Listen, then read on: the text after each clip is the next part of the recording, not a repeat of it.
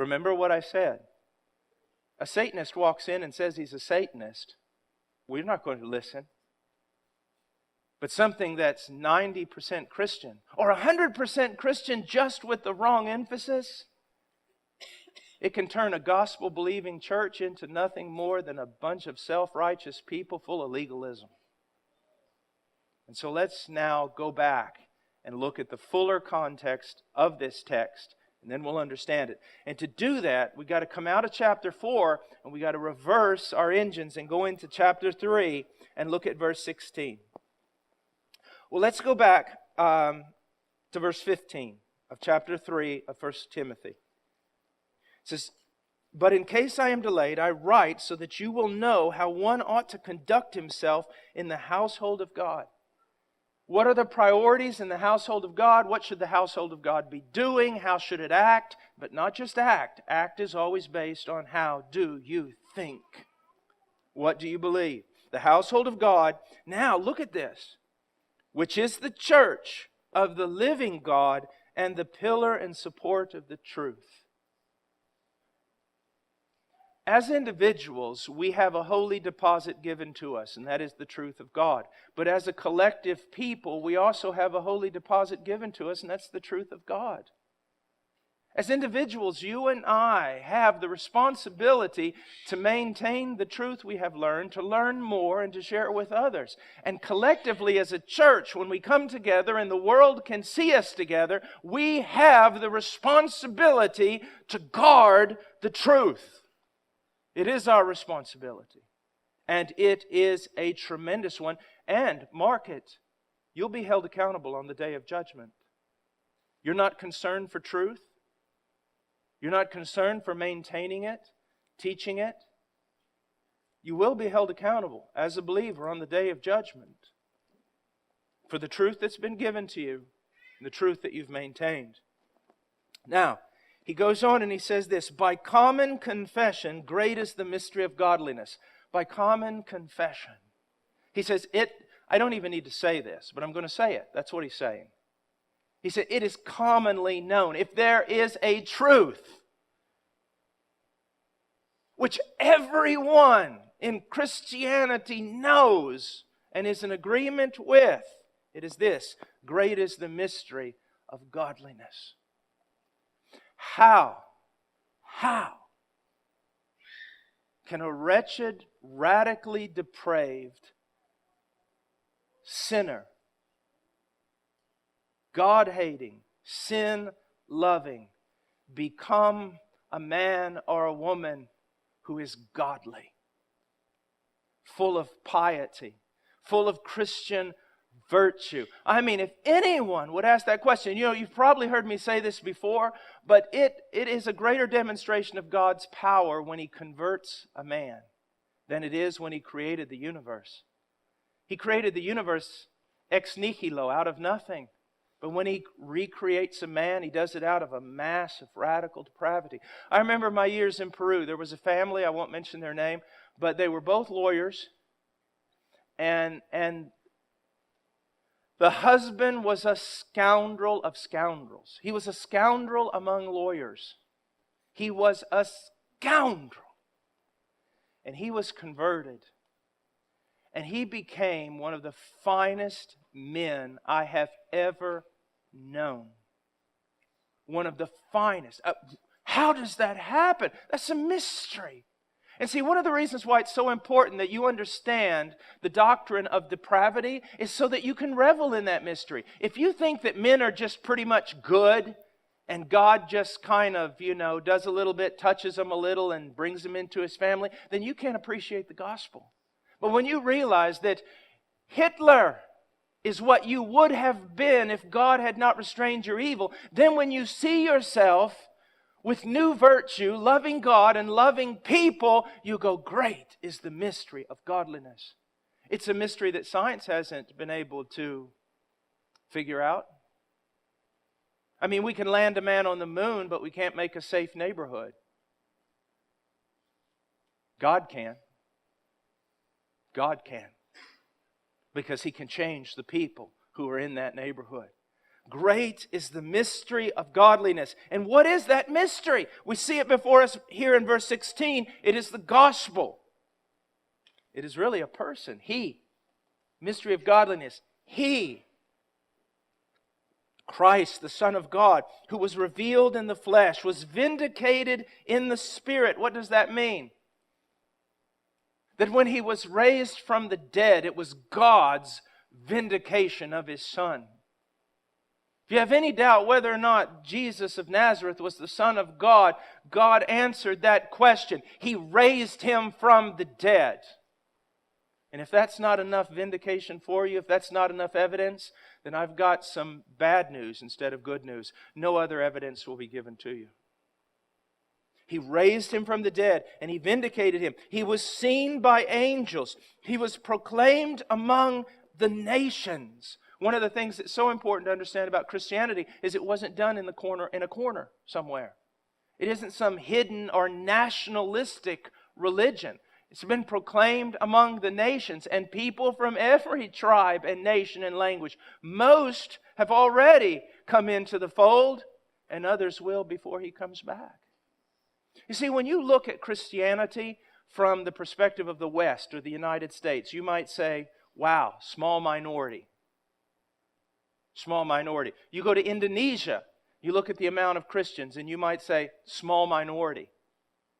But if you take all the Christians from every country of the world and you bring them all together, you see this is the biggest thing going. So He was vindicated in the Spirit. He was seen by angels. He was proclaimed among the nations. He was believed on in the world. He was taken up into glory. He has outlined for us the gospel of Jesus Christ. Now, what is the great mystery? The revealed mystery now. What is the great truth, the only truth that can make a man godly? That can make a man pleasing to God? That can give a man true piety? What is the only thing that can do that? The gospel of Jesus Christ. The gospel of Jesus Christ not only saves us, the gospel of Jesus Christ is the primary means of sanctifying us, of changing our lives, of making us imitators of God in Christ. It is this message of the gospel. It is understanding the gospel. And in that understanding of the gospel, being changed by it, and the greatest manifestation of that change being faith towards God and love towards the saints. And it's the only message. You see, here's one of the great problems in the church today. We thoroughly believe Romans chapter 1, verse 16. We say the gospel is the only message, the only power through which a man can be saved. I wish we would carry that on to sanctification. But then when we get to sanctification, we've got all sorts of ideas of how to make someone holy. Put all kinds of rules on them to make them holy. No. The same message that saves is the message that sanctifies. Now, in this context, we can understand verse 3. Men who forbid marriage advocate abstaining from foods which God has created to be gratefully shared in by those who believe and know the truth. What is he talking about? Well, let me give you an exaggerated illustration. And then I'm going to bring it home with some other illustrations that should touch your life and either make you tremble or make you angry. I was in Peru years ago, and I was sitting down in the building that we had as our church. It was an old house is what it was. And war's going on, people are dying, all sorts of things. And I had spent the last couple of hours just pleading with a person with regard to the gospel. Their lives were just completely and totally messed up. Drug addiction, everything you could imagine, in every kind of bondage imaginable. And I'm preaching the gospel, preaching their gospel, preaching the gospel. Finally, I'm wore entirely out. The person leaves. I sit down out there in the middle of the one big room we called an auditorium. I'm sitting there in a chair, broken, poured out, tired, and the doorbell rings. I go over, I open the door, and there's obviously a religious person there who wants to tell me something. And so I open the door and I say, yes, can I help you? And the person said, I have one question for you. I said, okay, what is it? Do you eat meat? I said, what? Do you eat meat? Yes. Why? He started opening up the Scriptures and explaining to me that I did not know the true way to be pleasing to God or piety or anything else. He had every kind of rule and regulation about food and this and that and everything. And you know what's amazing? And here's the bad part about it. A lot of what he said was true about food. I needed to eat better. But it won't make me holy. There is a message, just one message that will make me holy. That is understanding what God has done for me in Christ and understanding all the teaching of Christ in the context of that gospel that He has given me. And if I stray from that to any other thing, giving emphasis to any other thing, listen to what Paul the Apostle is telling me. I'm starting to depart from the faith, and I'm getting involved in doctrines of demons. Now, let's talk about a few things and bring this home now. Let's bring this home. As we go through stages of our lives and stages of our spiritual walk, God does certain things at certain times. Okay? We have to be very, very careful that the emphasis of that moment does not become the emphasis of our Christianity. Christianity is all about marriage. No, it's not. It's all about family. No, it's not. It's all about morality. No, it's not. It's all about decency and modesty and this and that and every sort of thing. No, it is not. It is far too big to be brought under one of these simple categories. Even the statement that Dr. Piper has often made, I respect Dr. Piper, I agree with him in what I am about to say totally and completely. It has been the greatest blessing of the church when he says it's all about the glory of God. But even that's not big enough. Christianity is so much bigger than any one thing that we might try to emphasize. Now, let me change course here and hit it from another direction.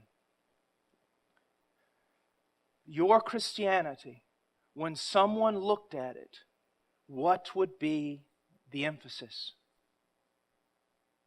Now let me give you, let's talk about some practical illustrations here. I'm a homeschooler.